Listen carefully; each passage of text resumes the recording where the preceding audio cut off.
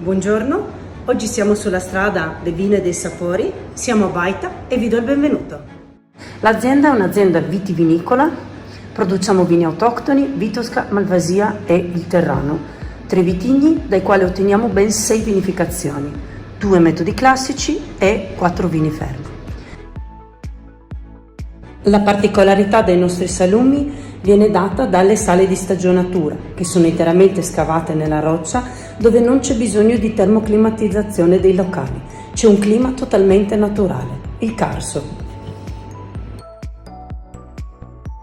I maiali sono allevati allo Stato Brado e i nostri prodotti sono ottenuti da maiali che nascono, crescono e vivono sul Carso.